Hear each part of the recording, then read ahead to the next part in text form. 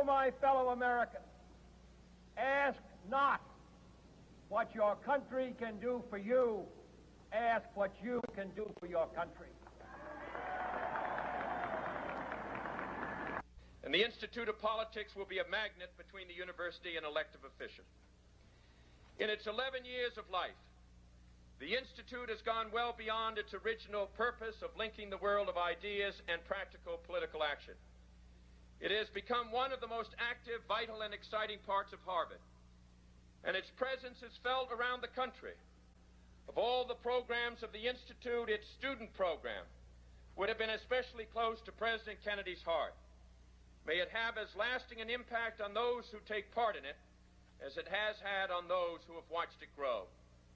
And I do believe that the women's movement, as we have known it, has only been the first stage. The second stage will not be a women's movement in that sense. Because if we continue to regard the question that must be confronted now to make it possible somehow to integrate, family and work, home and work, love and work. Freud was not always wrong, to be able to integrate that. We are going to have to restructure jobs and restructure home, not just in terms of women and the role of women, because that just is going to still mean a doubly burdened woman, but in terms of women and men, The solutions are easy enough to envisage. Flex time, job sharing, part-time, that sort of thing, child care, voucher systems, so on and so forth. They've not been priorities for the women's movement for perhaps some reasons having to do with the feminist mystique or because we had to focus our energies elsewhere in the first stage. They have been considered, however, women's issues and dismissed as women's issues. But now it is my thesis that those issues, those questions, those problems are being faced and can be faced by men as well as women. To go statewide, you had to file a candidate for governor. To file a candidate for governor and get established as a statewide party, you had to pick up thousands of signatures, all notarized and registered voters and whatnot, which was done. And we took a box of petitions to the Secretary of State with the name of our party and all the rules and all the stuff, presented it to the Secretary of State, who at that time was a fellow by the name of Bob Bullock. Finally, when we came in the door and he was standing up, didn't offer us a chair to sit down or anything. Said, "What do you all want?" I said, "Well, we're here to file a political party." I said, "Okay, you read the book? You know what the rules are?" I said, "Yeah." "You got a lawyer?" And we didn't have a lawyer with us at the moment, but we had a lawyer, several of them. In fact, Warren Burnett worked very closely, very famous trial lawyer, probably one of the top 10 in the nation, helped us on this particular issue. He's out of Odessa. Anyway, we said that we understood everything, we had complied with everything, we were ready to present him with all the boxes of petitions and the papers. And he picks up the papers and he looks and he says, "What is this shit? Rats, are you what?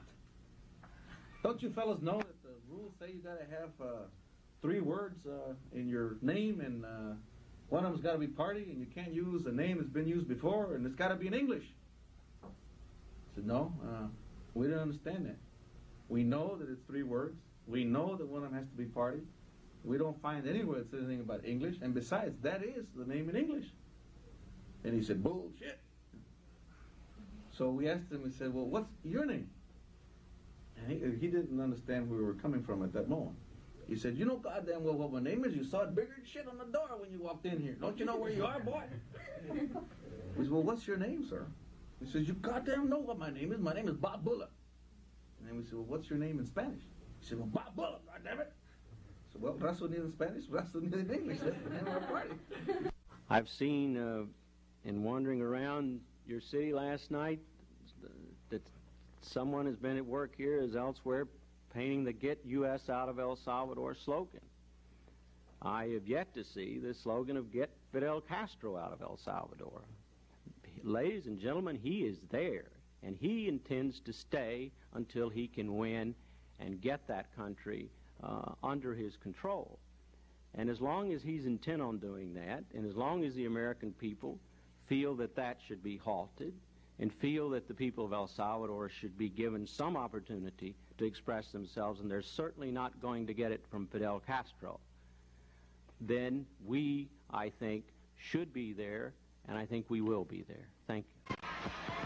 Let me just say, first of all, this has been, well, there's never been a more humbling moment in my, not only humbled by the extent of what has happened tonight, even if it had been the cliffhanger that all of us, I think, were expecting, it would have been the same way, but just to have had the support of the people of this country. I consider the trust that you have placed in me sacred, and I give you my sacred oath that I will do my utmost to justify your faith.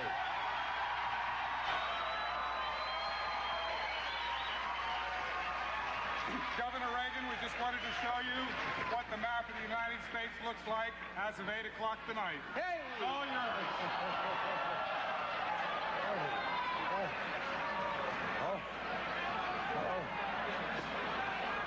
All right. When that began to slide, I thought that maybe the world was going out just as I was getting in. But anyway... Not since Franklin Delano Roosevelt has America been led by so gifted a communicator. Not since Lyndon Baines Johnson has America been led by so skillful a politician. And not since Herbert Hoover has America been led by a president so willing to sacrifice millions of people on the altar of an outmoded ideology. The arts of government and politics do not take place in a vacuum. They directly affect the lives of all of us, and they reach beyond our shores to affect people in distant lands. So admiration for this administration's success in the technical aspects of politics must be tempered by alarm at its economic and international policies, at its devotion to a rigid ideology out of tune with the contemporary world, and its virtual abandonment of compassion. Not long ago, I found myself in a conversation with a white man, sitting next to me on a flight from New York to Los Angeles. And he knew who I was, and after his first martini, took the occasion to lecture me eloquently on how wrong I was and what I was saying, and to speak emotionally about the government's intrusion into his life and into his business. But after the third martini, I began to ask some questions, and what was revealed was interesting. It turned out that my seatmate started his business with an SBA loan. He got his education under the GI Bill. He lived in a suburb made possible by federal highway money and subsidized by federal sewage grants. His home was bought with the help of an FHA mortgage. His parents were no burden to him thanks to Social Security and Medicare, and his children were in college on federal merit scholarships. Martina's a hell of a thing.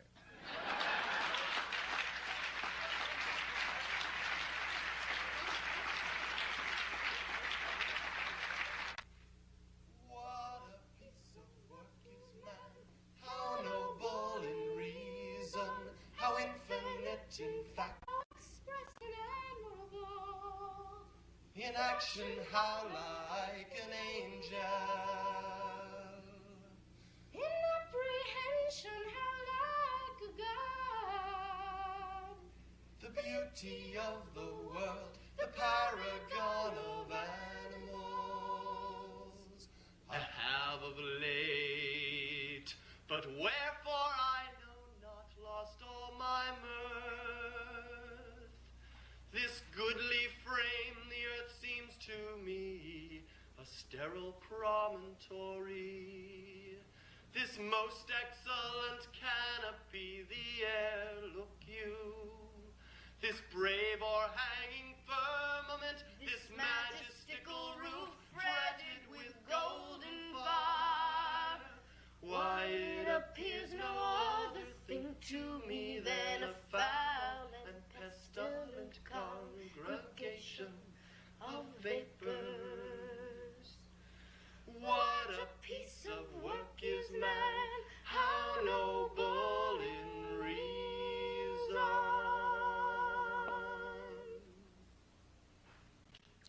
The Soviet system is a sterile, unattractive, and inefficient system. There are many ways of capsulating and capturing its essence. More sophisticated, theoretical, and intellectual ways of so doing, and perhaps more primitive, political, perhaps even slightly demagogic ways of so doing.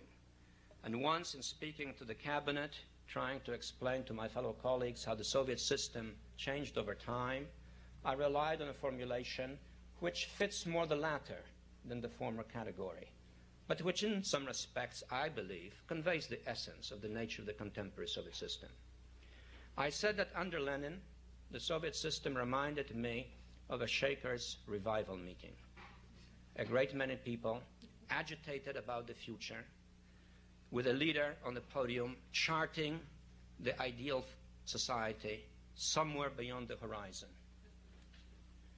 Under Stalin, it was like a vast prison, with almost everybody on the inside of it, and with large-scale executions in the courtyard almost daily to remind everyone of the importance of discipline and obedience.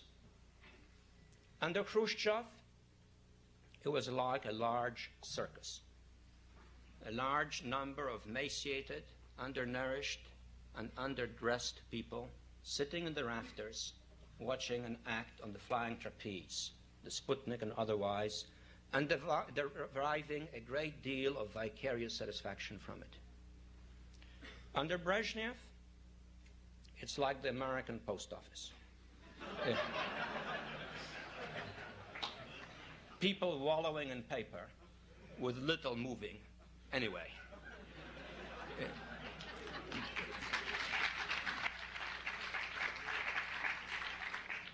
The cabinet also liked it.